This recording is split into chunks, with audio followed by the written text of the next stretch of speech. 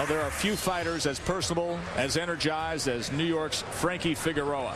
Just 5'6", 139.5 pounds. He's big on volume punching. 20-2 with 13 knockouts. The Bioblast on Figueroa.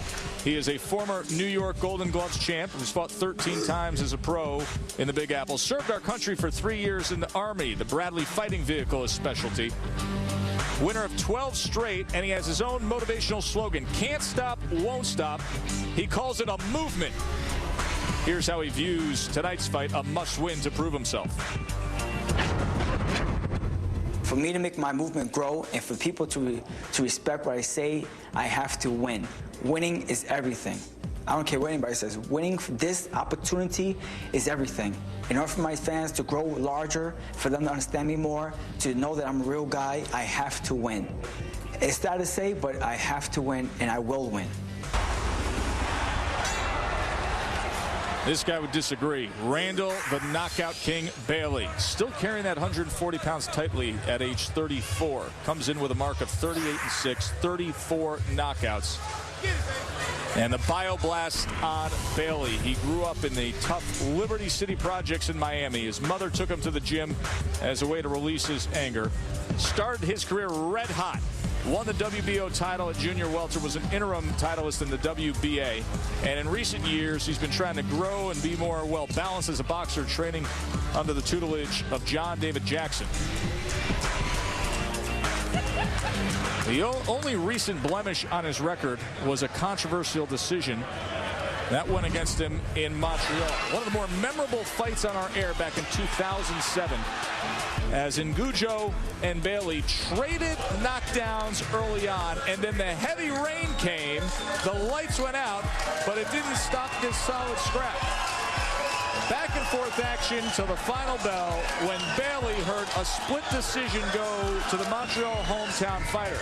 Since then, he's won 3 straight. Most recently, he defeated former champ Chop Chop Corley. That was last October.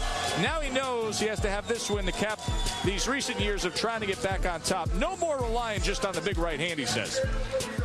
I got people around me that knows what they're doing, you know. They not worried about how hard I'm gonna hit somebody or worried about how good my right hand is. They working on me fundamentally all the way around the table. And before that loss to Ngujo we showed you, he had won 7 straight, going back to his December 04 loss to Miguel Cotto. Big one for Frankie Figueroa. Time for Teddy to break down the fight, and the crew just couldn't resist the thought of Saul here in Memphis going to Graceland. So with all access to Elvis's home, here's the fight plan sponsored by AutoZone.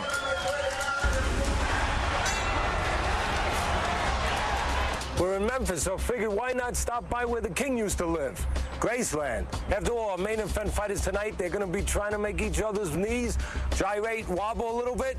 Let's go inside and see if Saul grew some sideburns. Here's Saul.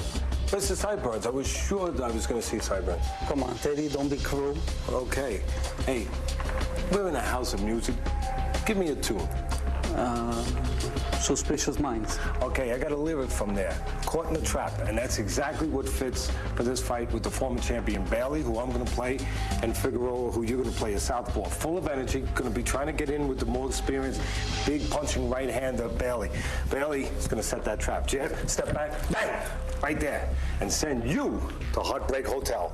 And he's going to rock and roll heaven. A win for Bailey. How are we going to make sure that Figueroa's not singing the blues? Well, first of all, I'm Figueroa, the southpaw. He's got to deal with that big right hand from the former champion. Slide to his right a little bit, stay away from it. But, you know, I got another idea. Let's get it over with. Make it come, deal with it, and slip it right there. Bang! Return to sender. A little wobbly, a little right on roll. If Figueroa can do that, well, he'll be saying, thank you very much. Look, they wouldn't let you do the sideburns. They took your leather pants away. Go ahead, give us a quick something. I'll do what I got left. I'm all shook up. I'm out of here. Saul has left the building, and Elvis is hiding somewhere. and he's busting out the shades, too. The Elvis shades here for Fight Night in Memphis. All we got to do is get him a cape now, Teddy. They are scheduled for 12. Title eliminator in the IBF at 140 pounds, and Bill Clancy's the referee. All right, gentlemen, you're fighting to become the #1 IBF-ranked junior welterweight in the world. We went through the rules in the back. I want to again caution you. I demand a good, clean fight. Protect yourself at all times, and gentlemen, you must obey my commands. Now, both your trunks are fine. Punches at the very top I'll allow. Anything below that line is low. Touch gloves now. Good luck and God bless. This is a big step up in class and power for Figueroa. Look at the ring experience between Figueroa and Bailey. And Bailey, of course, loads of experience, but he reset his career. He only fought once back in 2005. Took 10 months off to do nothing but to get back to basics. So this is the second phase of the career of Randall Bailey, and now a big opportunity to get back in the title hunt. A title eliminator here between Figueroa and Bailey. Again, Figueroa has never faced this caliber of talent, experience, and danger. Danger with that right hand of Bailey.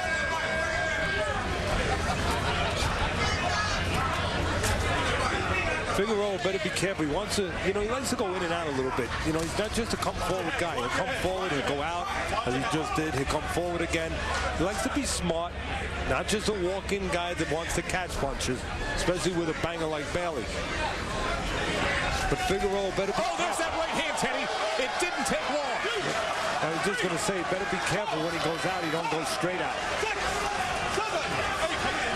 So just 45 seconds into the fight, and Bailey scores a knockdown with one single right hand. Well, there's two ways that Figueroa can really get himself out of here in a way he doesn't want to, and wind up in the showers very early. And that is if he starts rushing in. If he starts rushing in, he leaves himself a little bit open. He gets a little crude, and Bailey's going to catch him coming in. And if he goes straight back instead of to the side, Joe, well, that right hand of Bailey's, it's accurate, it's straight, and it's nice and long. So you can't go straight back. Right clean. Just sent Figueroa off balance after that last exchange as well. Now, the experienced former world champion Bailey, he's got to be careful, too. He's got to be careful that he doesn't get complacent now that he scored a knockdown so early. That can hurt a fighter sometimes. You scored so early, you think, well, now I can put it on co-pilot. It's going to take care of itself. And that's not the case.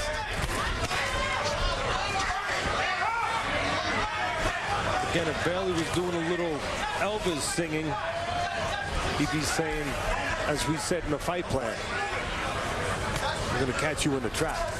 And that's what he's trying to do. Bailey takes that little step back. He entices Figueroa to jump a little bit. And then, of course, Bailey, his job is to have the right hand right there. And he just misses right there. Good body shot by Bailey. He came with something on the back end of it, and now he comes forward with the left hand to the body again. I think it's safe to say that Figueroa now knows that he's never been in with this kind of pure power until tonight. Got a taste of it very early on here in such a critical fight for these two. Now Figueroa lands a left hand to the body at the end of that three-punch combination. But what I like there by Figueroa, he did a little bit what we talked about in the fight plan. He sort of forced the right hand to come. He slipped it to his left, and he countered to the body. Big opening round for Bailey. Take a look at the knockdown from the last round, how Bailey sets it up. Little defense, and then a little offense. Not right on the chin. Take another look at it right now. Little defense, and then right back. It glanced off, didn't hit him really square. Glanced off a little bit to the right side of his jaw. Otherwise, this fight would be over. Joe and Teddy with you in Memphis. IBF title eliminator here. Frankie Figueroa and Randall Bailey. Bailey scoring that knockdown on his second connect of the fight. Teddy, some at home may say, boy, he didn't really get him that flush there and scored that knockdown. What power? The guys who have a lot of power, they don't need to get you that flush to score a knockdown. Well, the old timers would say they hit you so hard on top of the head, they fracture your ankles. I mean, that tells you right there, they don't have to hit you, as you said, with a conventional shot with the standard shot, with a perfect shot. If they have power, you're going to be affected. And obviously, Figueroa was affected. Coming into this fight, Figueroa has never been stopped, but he has been on the floor before. So, you know, it's not something that is real traumatic to him. And that can be traumatic to a fighter stepping up in class like Figueroa is. He has been on the floor before, so he's been through this experience before. That should serve him now not to panic. This is a long round, 12 rounds here in a title eliminator. So, Teddy, if you're Gato Martinez, the trainer of Frankie Figueroa, what is of the utmost important that you need to get across to your charge after going through that in the first round? Well, just what I just kind of touched on is that you remind him you have been on the floor. Oh, and now all of a sudden Bailey is staggered. And let's not forget, Bailey's been knocked out 2 times. How about this? They trade knockdowns.